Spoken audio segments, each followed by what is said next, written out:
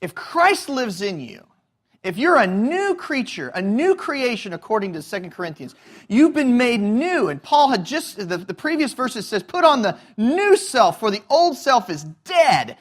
It is gone. There's a new you. If you're a new person with a new nature, how come we still struggle? You ever thought about that? What? Yes, we are. Fallen, broken people. Now, how come, though, if Christ is in us, how come we can't see victory every single time? You ever thought about that? When we're tempted, when we're frustrated, when we're mad, when we're upset, when we're hurt, how come you and I struggle every time? Let me give you some verses, and we're going to look at this as we go through this. This is found in Galatians chapter 5. It's towards the end of the chapter. I'm going to start in verse 16 and read a little bit, and then we're going to talk about it.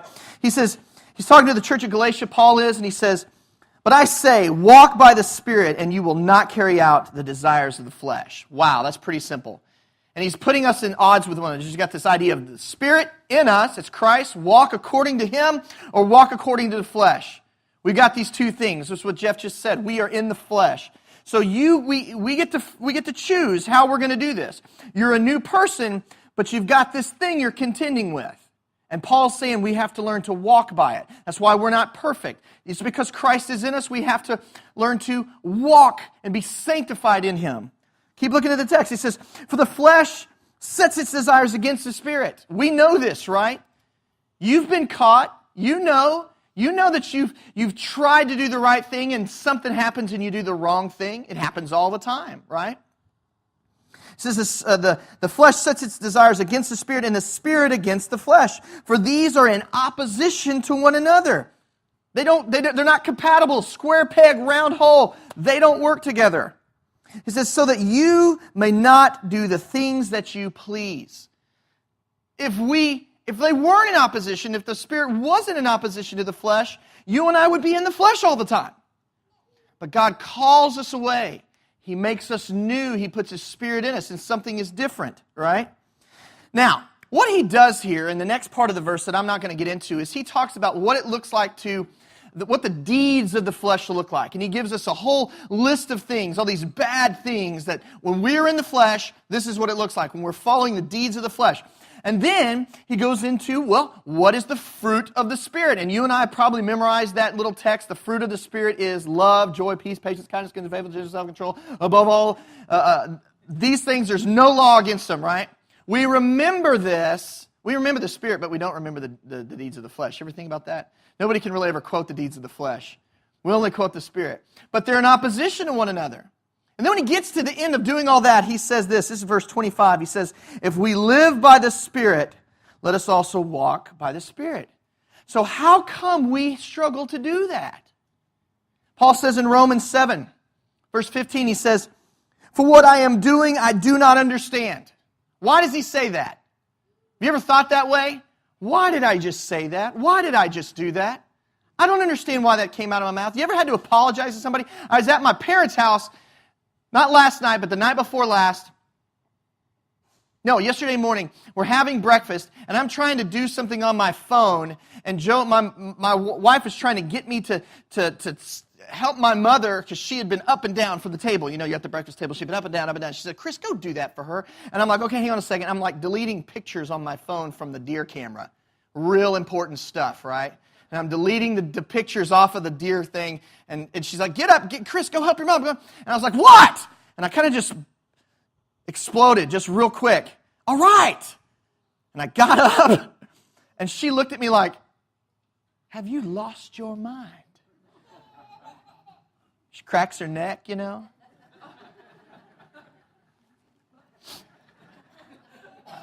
And I saw that look, and you know what instantly happened in my heart? Why did I just do that? And I apologized right there in front of my parents and my kids. "Jolene, I'm sorry. I should not have said that." And I got up sheepishly, like a moron, and went into the kitchen and helped my mother. And she got this so that she wouldn't have to get up. Now, why do I do the things I don't want to do? Let's finish the text. It says, "For I am not practicing what I would like to do, but I am doing the very things that I hate." Why is this struggle? Let me give you some scenarios. You've had a long day. Whatever that day looks like to you. You've had a long day. And your spouse asks you, hey, you need to hang up the pictures in the bedroom like I asked you to. So you go grab, it's been a long day. You go grab the hammer, you grab the little nail thing. You find, where do you want it? Right here? No. Right here? No. Okay, right here? No. Over here? No. This? No. Okay, here? No. Okay, here? Okay, here! And you put the nail on the wall. The first thing that the hammer hits is your appendage. What does your flesh do? You've got this war now, right? Ah!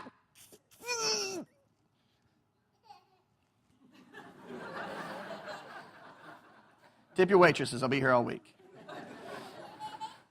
You're so funny. Oh, that's going to make my day. Keep going. All right.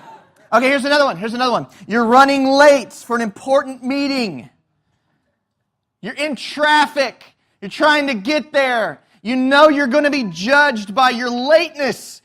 And someone cuts you off. What do? Here's another one. Your kids have been disrespectful, disobedient, and are not listening to a word you say. What do?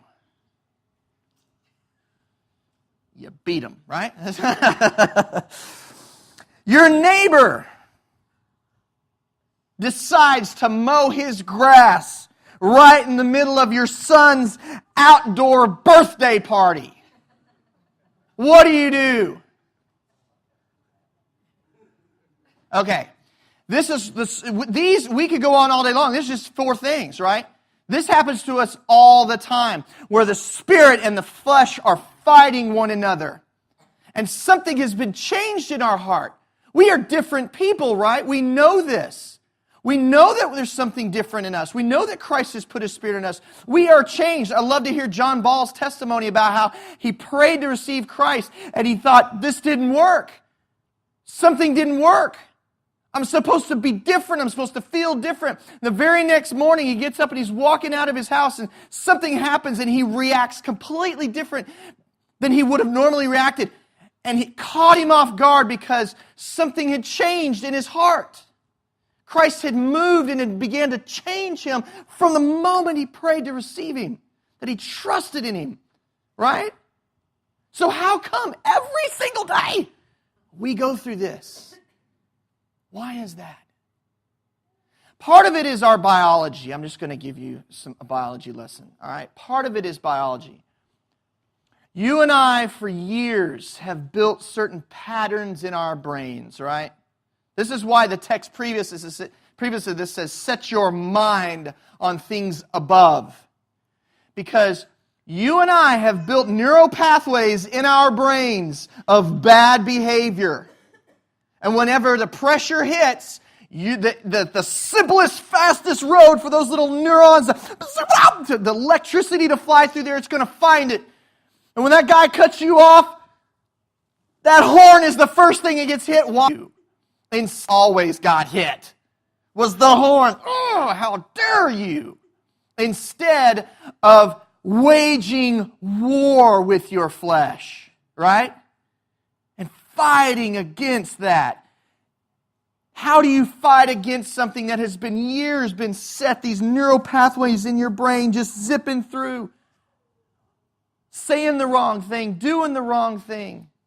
And now the Spirit of God has changed your heart. You're a new creation. Your nature is now different on the inside, but your body is broken from sin. How do we go and have victory over sin? And that's what we're going to look at here. The struggle in our heart. So first of all, let's look at what the heart should look like. That's the text we're in today. What should your heart look like? So look at Colossians 3. We're going to start with verse 12. What should our heart look like? The heart of a Christian. The first thing you see is our heart should be for others. A heart for others. Think about that.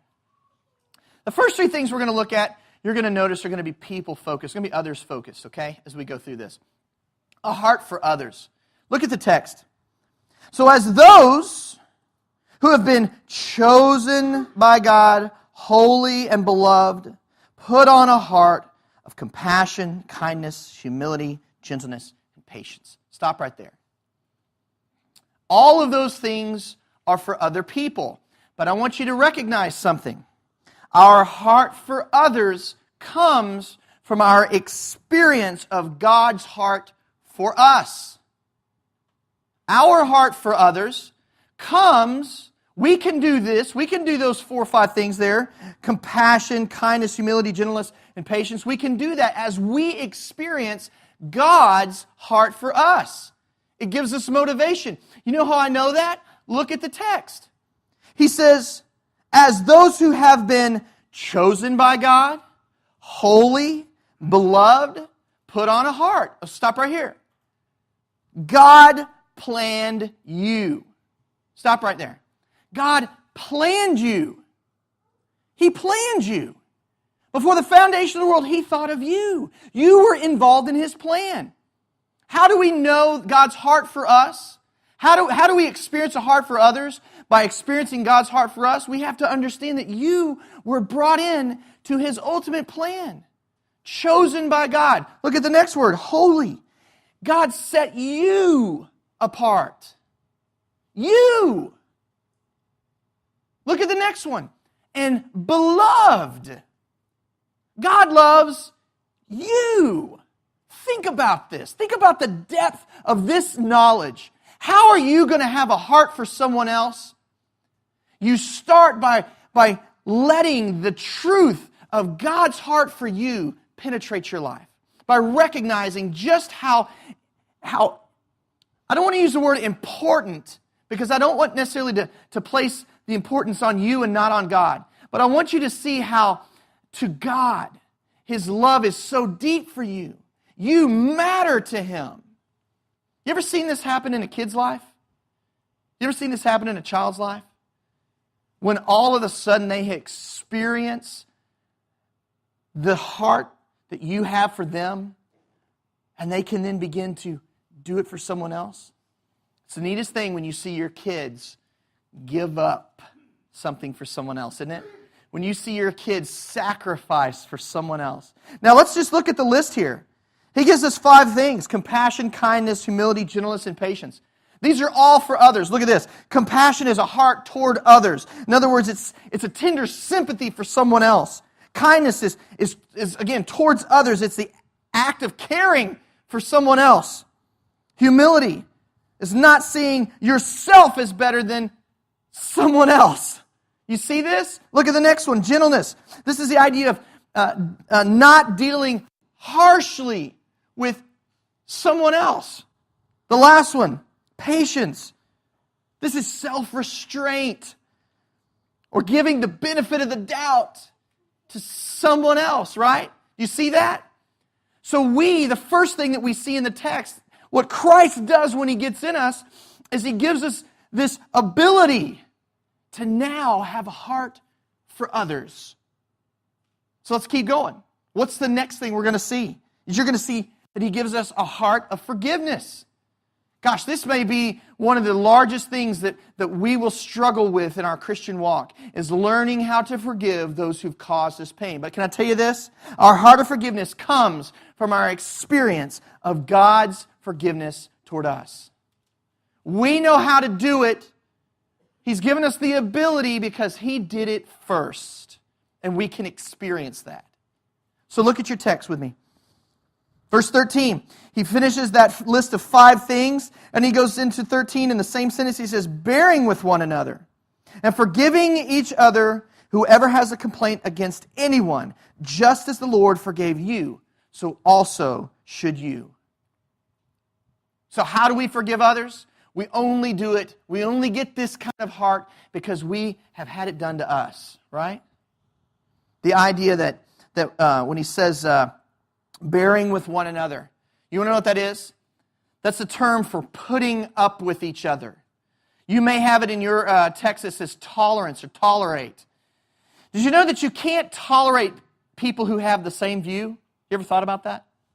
Tolerance doesn't happen within a group of people who all see things the same way. If you're on the same page, there's nothing to tolerate, right?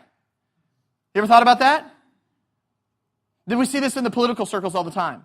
You know, in the world of that is progressively moving post-Christian and away from God, what has been the biggest complaint against the church is that the church is no longer tolerant of anything. But what we've seen as of late, that is not true within the other culture. It's, matter of fact, become a hypocritical statement. No. It's not that the church isn't tolerant, because now the church is being more persecuted than ever. Right? Tolerance, you can only tolerate people if they see it differently than you. Did you realize that? So when he says to bear with one another, the idea is to put up with one another. Now, do we have to do this in the church? Yes, we do. This is all about the church. This is about the Christians. We have to learn to put up with each other. Do you have junk that bugs the snot out of me? Yes, you do. Do I do stuff from the pulpit that you wish you'd never see again? I'm sure you do. I'm going to say things. I'm going to do things. You're going to say things. You're going to do things. And what we have to learn to do is to recognize, by the grace of God that He has given to us, learn how to put up with each other. And you know what's going to happen sometimes? It's going to go beyond bearing with one another, isn't it? It's going to go beyond just putting up and tolerating our differences. I'm going to say something that's going to hurt you. We just stepped beyond tolerance, didn't we? I'm going to do something that's going to hurt you. You're going to say something that's going to hurt me. You're going to do something that's going to hurt me. We're going to do this to each other, aren't we? You want to know the saddest thing for a pastor in my position to ever hear, ever? Well, that kind of made it like the most sad thing. There's other sadder things, but you get what I'm saying. The saddest thing is when a church splits. You ever heard of a church split? It's become a very popular thing. It used to not be that way.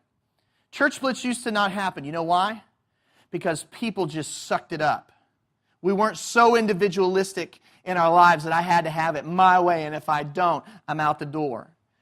Churches now have become like coffee shops. If you don't like the flavor of the coffee, what do? You go to the one next door to it. I'll be honest with you. I go to West Oak all the time. West Oak Coffee Shop downtown. It's got a great atmosphere. I think the coffee is horrible.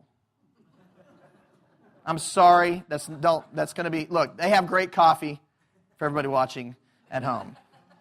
I don't like their coffee. I don't like the taste of it. You know what? I go to Starbucks all the time. If you're a Starbucks connoisseur, forgive me. It tastes burnt. But I go to it. I meet you guys there all the time, right? Fellas, we meet at Starbucks left and right. A couple, 2 or 3 times a week, I'm meeting with guys at a Starbucks or somewhere. Churches have become like that. One of the saddest things is that we go past having to tolerate one another, and then I get my feelings hurt, and I'm gone. I'm just going to go down the street to the next flavor and find what I want and get what I want. So we don't know how to forgive. But Christ does.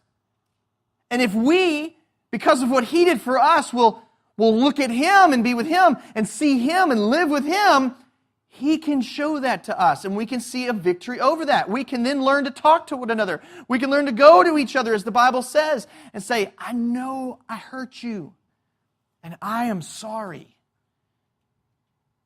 And I can accept the forgiveness of other person, and vice versa, right? We can do that because of Christ. That's the heart. Let's look at the next thing. Look what else. Not only does He give us a heart for others and a heart for forgiveness, but He gives us a heart of love. Now notice these are all kind of wrapped around each other. This is like you and me and us together, the church. Look at the text. It says, beyond all these things, put on love. The word there in the Greek is agape. We're going to get to that in a minute. Agape, which is the perfect bond of unity. In other words, our heart of love comes from our experience of God's love for us. We can love others because He has loved us, right? That's the text. He first loved you. You didn't first love Him. You love others and love Him because He first loved you, right? So here's the idea. Love, we put on love because in the midst of this having to tolerate one another, in the midst of us hurting each other, we have to figure out a way that we're going to keep this ship together, right? And we do it by love. We have to love. We have to love someone else who is unlovable, who might even become our enemy. We have to learn to love them. Okay, so here's a great example. I have 2 pairs of boots that I like to, I guess I go hunting in both of them, but over the years, the soles just fell off of them. Literally. So I have this great pair of Oslo boots that I've had for maybe 10 years, and I used to wear them all the time. Well, eventually, the bottom rubber, there's a middle rubber, right? You got this hits the road, and then you've got this thing in between. Well, it started to rot away to the point where one day, the bottom piece just and peeled off almost completely. It was like on both pairs of shoes, right and left. And I was like, man, I paid a lot of money for these boots. And yeah, I've worn them for like 10 years, but come on. That's like $25 a year for these boots. I need to get at least another 10 years out of them. How am I going to do it? So I called, and I could send these boots to Seattle, and I could pay about $30 to ship them there, and to this place, I think it's called Bob's Boots or Steve's Boots or something, that Oslo has chosen some guy somewhere to fix their boots. And then if they don't decide, oh, these are too bad to fix, I got to pay to have them shipped back to me. And I'm like, I'm not doing that. You know why? Because Dave Carter did that, and they shipped them back to him. And I'm not going to do that. So you know what I did? I was like, there's got to be a way to fix these boots. So I went online, and I started watching YouTube videos of guys fixing their boots. I told you, YouTube it. It's a DIY world, baby. It's a DIY world. I YouTubed it. I saw it. And this one guy, well, all of them really, but the one guy who he showed what he used to glue them back. And he used this stuff called Pliobond 25. I don't have to have any more kids, so I'm good. All right? I'm good. Like, it's probably going to kill some brain cells, but I don't have to worry about having children. We're all good, all right? Now, here's the thing. You can't buy Pliobond over the counter. I've tried. You have to get it online because it is this industrial strength adhesive. And so I buy it. It comes in the mail. I get this little pint jar of it, and I go to work on my boots. I clean them. I get them ready. I put this stuff on. I clamp them down. And over about a week, I slowly glue my boots back together. And those dudes are awesome. That's love. Not what I love the boots, but that Pliobond is love. It's that the one thing that keeps the two things, the rotten part and the not so rotten part, together. That's love. And that's what Christ does in us. He gives us the ability to take two worn out, rotten things, you and me, and keep us together. Martin Luther King said this: agape is disinterested love. Think about that phrase. Between worthy and love. Agape does not begin by discriminating between worthy and unworthy people or any qualities people possess. It begins by loving others for their sake.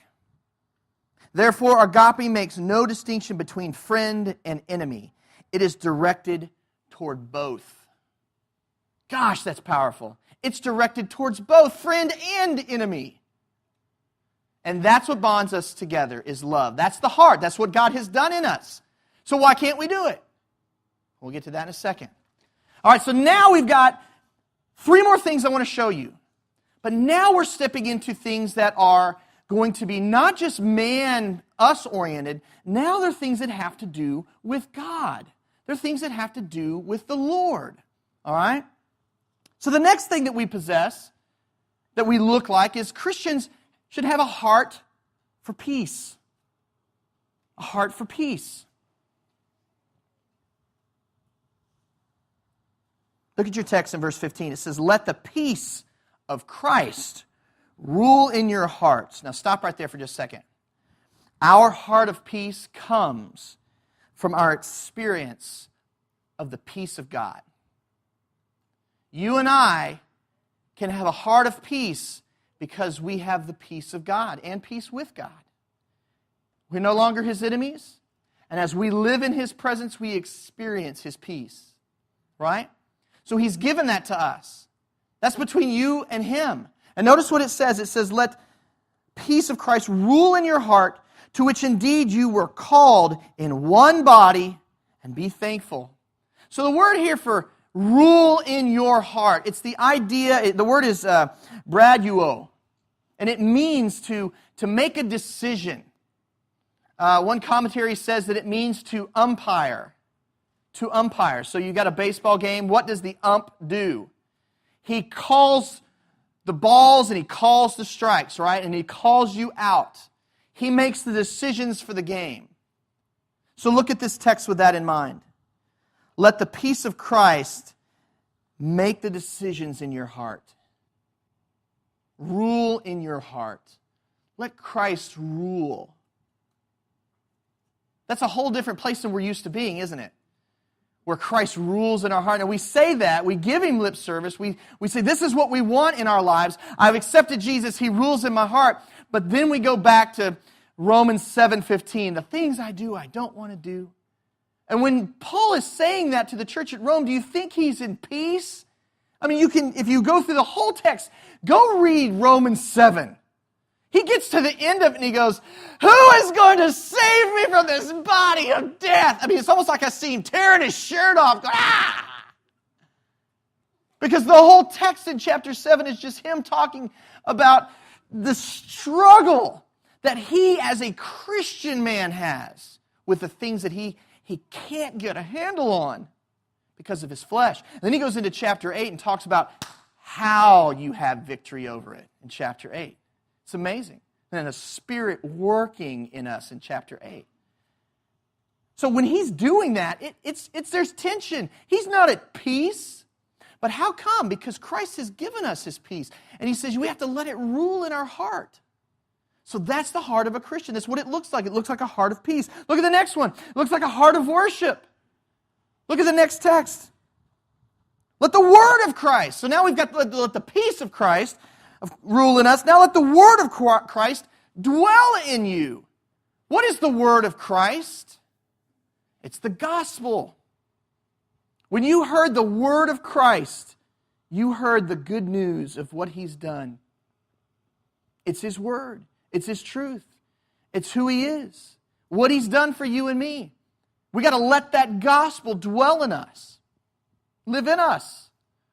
Notice what he says. Let the word of Christ richly dwell in you, with all wisdom, teaching and admonishing one another. In other words, we teach with the gospel. We admonish one another with the gospel, or we apply it to one another. We're to do this with the word of Christ, right? And notice what he says. And with psalms and hymns and spiritual songs, singing with thanksgivingness in your heart. So in other words, we're to be singing about the gospel. We're to be applying the gospel, the word of Christ, to one another. We're to be teaching the gospel to one another, right? That's what this is saying. So in that, we always talk about how worship is life. You ever heard that phrase? Worship is life. Because we so quickly wrangle it to when you come here and you sing. We've really messed up what the concept of worship in our theology. That worship is just singing. But the concept is, no, Paul even talks about this, that we worship God with our being. You were created in His image. You're His painting, you're His sculpture, you're His creation, His craftsmanship. You worship God with your being, with all that you are, not just with this one little small little portion. And for some of you, it's a little bitty portion. Your voice, right? Some of you can't sing a lick. But you get up and, a mighty fortress is our God. You do your best. Well, dadgum, if that's your worship, you're up a creek. If that's all it is. So no, he gives us a heart of worship, and it's wrapped around the gospel of Jesus. And that gospel is a gospel of teaching wisdom and applying it, admonishing one another and singing it. We sing it, we teach it, we apply it. It transforms our lives. And that is a heart of worship. That's what it does. Now look at your last text here. Not only does our peace of Christ rule in us, not only does the word of Christ richly dwell in us, but look here at the last verse of verse 17. It says, whatever you do in word or in deed, do all in the name of the Lord Jesus, giving thanks through Him to God our Father. In other words, the Christian has a heart to live for Christ. So the last three focus on Christ, His peace in us, His word in us, and lastly, His name. That all of a sudden His name now dictates our actions somehow. Now that's what a Christian looks like. How come we can't do it? How come it's such a struggle for us? And I go back. We've got these neural pathways built, right? It's just difficult sometimes. But you know what? It goes beyond just that. It goes beyond just the fact that you and I have an MO, a method or mode of operation, right? That we just roll to because I've done it that way for years. It goes beyond that. It goes to sin. And it goes to your and my stubbornness to change. This is how I've done it. This is how it is. Yeah, I've struggled with this all my life, man. How old are you? You're that old and you've struggled with this all your life? You've never seen victory over this? No, man, it's just the way it is, buddy. I feel sad. Because that's not what the Christ in you is not letting that happen. You have taken control and gone back to the old self. And yeah, don't get me wrong. We've all got these neural pathways that we got to constantly battle against. My neighbor is cutting the grass. He was invited to the party. He's supposed to be here, and he's over there cutting his grass. We've got to fight that. My MO says jump the fence and pound the guy. But my new nature says different. It says, go take him a lemonade in a cup that says happy birthday. Right? That's the new passive aggressive Jesus in you. Here you go, buddy. See you later.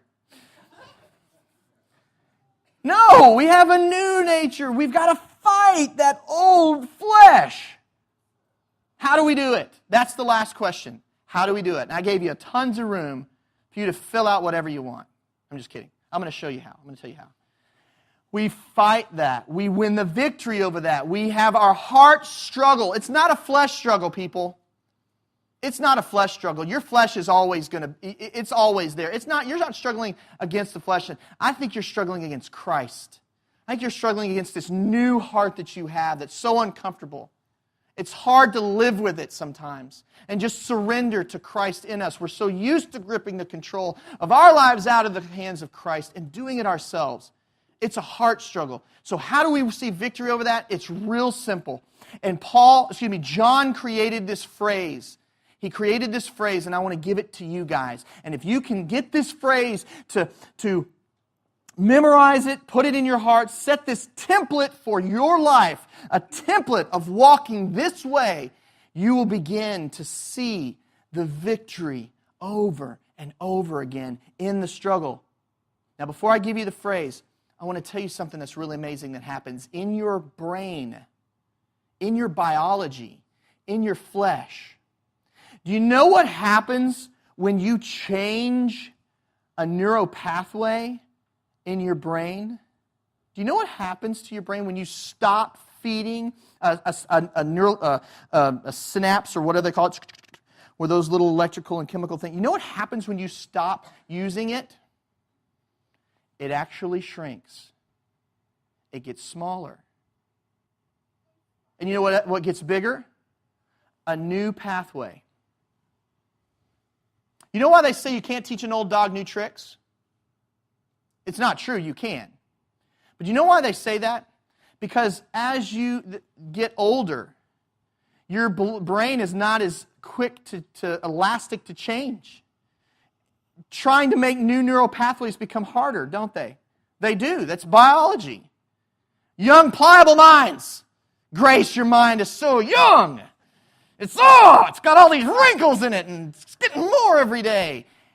She could do it faster than you can and faster than I can. Because it creates new pathways, and the old ones shrink and the new ones get strong. And then those old ways become less attractive, and the new ways become more attractive. You know what it's called spiritually? It's called walking in the light. Now, I know you learned this in Sunday school when you were 9. If you went to Sunday school when you were 9. We've all heard this phrase. Walk in the light. Oh, yeah, we need to walk in the light. Let's do that. What does that even mean? Let me read this is 1 John chapter 1, verse 6 and 7. It'll be on your screen. It says this: if we say that we have fellowship with Christ, with Him, and yet we walk in darkness, stop right there. I'm a Christian, and yet I'm like Paul, and I continue to do the things that I don't hand him my neighbor a cup of lemonade that says happy birthday on it. I jump the fence and I pound him. That's darkness, right? If our MO in the car is to constantly go to our frustrated horn, if our kids, we don't react right to our kids, if I hit my hand with a hammer and out of my mouth comes cursings and yelling, why did you make me do this? I've had such a hard day. I told you I needed to just sit down and rest, and no, you forced. Why do we do that? That's called darkness. And yet here we are, showing up on a Sunday, going to the Bible study, grabbing my Bible, getting in the car. Get in the car, kids. Did you see me out there with Quinn this morning? Poor brother. Man, he was hurting. He just could not get it together. Poor guy. He was crying. He was frustrated. He was hurting.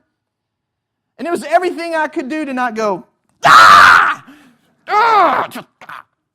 I wanted to bite him. That's my MO, is to bite people. I know.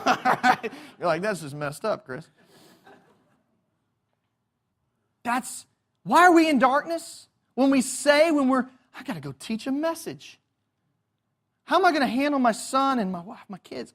I've got to go in here and stand before you guys. I don't want to be in darkness. I want to be in the light. How do we do that? Notice the text. It says, if you say you have fellowship with Him, you walk in darkness, you lie. And we don't practice the truth. Good phrase right there, right? Practice the truth. The truth is that you're a new creation. Fact. Bottom line. You're a new creation. That's a fact. The old is gone. The new is come. You are different. You are new. Christ loves you. He put His Spirit in you. Fact. Or we don't know it. Where we know we need to go is because we just choose to not practice the truth. Or we don't know it. We haven't decided to invest it into our lives and into our heart. Keep looking at the text. But if we walk in the light. Stop right there. Let's read that again.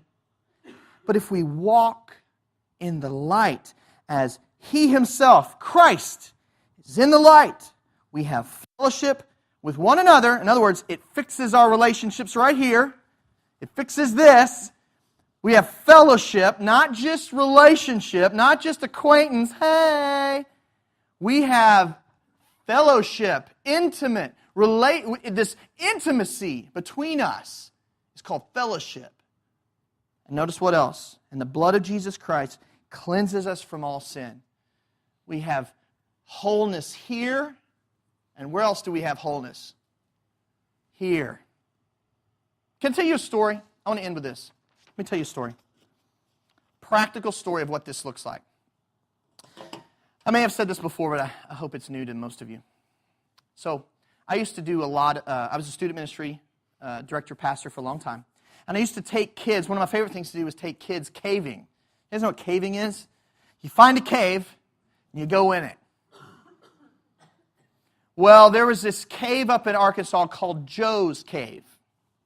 And Joe's Cave was a cave owned by Kanakuk Camps at the time, and it was a big, long, really beautiful cave. But the only way to get to it was through a hole that was dug. A manhole was built into the side of this. You kind of crawled up a hill, and there was this manhole there, and you crawled down in the manhole, and about 30 feet down, you were in a cave. And I mean, it opened up. You kind of came in on the side of it. I mean, it was huge. So I had a group of about, 15, 20, 30 kids with me. And we decided to go through this, and since I had never been in it, I got a guide to take us through it.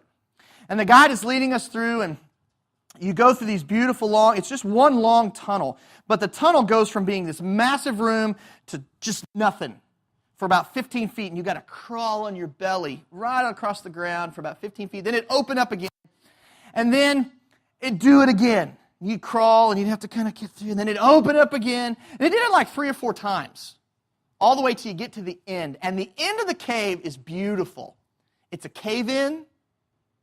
The caved in, but where it caved in, I believe there's like a pond or something above it because there's all this water and all these beautiful formations of gypsum, and it's just everything's sparkly and crystals, everything, a little water, and it's just so pretty. So we get to the end of the cave, and we let the kids kind of explore because you can't go anywhere. I mean, it's literally right there. And everybody's going around looking, and no, I wasn't scared that it was going to cave in on us because I know that's what you're thinking. Then we bring all the kids back, and we sit them down. And the guide says, hey, everybody turn off your light. So everybody turns off their light, and he's got his only lamp on. He says, now I'm going to pass a bag around. I want you to take your lamp and your light and put it in the bag. So everybody's taking off their headlamps and their flashlights. They're putting it in the bag. And while they're doing this, he starts telling us about Christ being the light of the world. Shares the gospel with the kids about if you believe in Him, if you trust Him, He gives you this light permanently. But you know what happens when people don't trust in Jesus, when they don't walk and don't know Him? And He turns His light off. He said, this is the world apart from Christ. He shares this beautiful gospel message, and everybody's like, oh, this is great. Man, what a great analogy. I mean, because when you're in a cave and you turn off the lights, you can't see anything. You can't see nothing. You are blind. So he clicks back on his light and he says, I want to show you guys an exercise of what it means to not only experience the light of Christ, but to learn what it means to be in it and walk in it. So he takes the backpack with everybody's headlamps and everybody's flashlights in it, and he puts it on his back. And he pulls out of his pocket a candle. He says, where's the tallest guy here? Get the kid who was the tallest, hand him the candle. Luckily, that kid had a girlfriend with him. He said, who's the best friend with this guy? And this girl comes and says, I'm his best friend. She says, here. He handed her a box of matches. He said, he struck it, lit the candle. He said, now what I want you to do is I want you as a whole team to go from the very back of this cave all the way back to how we got in. But all you're going to have is a candle to do it. I was like, yes. So we did. We started. And so he takes off, and he's gone. He left us. He told me as a leader, he said, wait 10 minutes and then take off. I said, okay. All we had was a candle. And so we start going, and we get to and you got to walk close, because if you get too far around a corner, you're in the dark, you're screaming, hey, come back. And everybody's trying to, you got to have the guy with the candle and walk the whole group back to get you, right? And so it doesn't take much. If you go too far and too fast to get in front of him, are you in the light? No, you're in darkness, so you got to wait. Okay, hey guys, where'd y'all go? And then all of a sudden they start coming back around. Oh, there they are. All right? And a candle didn't put off a lot of light. You'd be surprised. It is dark, so you have to stay close. You got to stay together. So when we got to the first little dip, we had to go and we had to figure out: do we send the tall guy with the candle through first? Well, what if he gets to the other side and he goes out? Well, we're up a creek, right? So we had to figure out how to send. He went backwards and his girlfriend went forwards, and they wiggled through to the other side. Well, guess what happened then? All 30 of us are on this side in the dark, right? So he had to get to the other side, and then he had to go right down to the bottom floor of the cave. He had to hold that light down low and let everybody on the other side, and I kept saying, look where the light is, it's down there, that's the little hole, look for the little the shimmer on the rocks. And I mean, there's people I can't see, and I'm like, can you see that? That's where the light is. And so I had to funnel everybody through to get to the other side by looking down, find that little hole. And slowly, we all made it through. And I tried to be the last one so I could make sure I didn't want to leave some poor joker 4 caves back. I didn't want to answer to that, Mom and Dad. We made it through. Now, I tell you that analogy because here's the deal. So many times in life, we go, I've got this. I've got this. And we wander out of the light, and we're looking everywhere, everywhere, everywhere. All this junk is happening to us, and we're going, God, I'm doing everything you're telling me to do. I'm performing for you. Where are you? And the whole time it's because we have chosen to be out of the light. And you know where it takes to find the light? You got to get down to see it. Oh, what an analogy. You got to get down on the ground. And you have to get low. I had to get on my stomach. And that's what ultimately happens sometimes. We've walked in darkness so long that finally we're prostrate on the ground going, God, what are you doing? And we open our eyes just enough to see it's right there.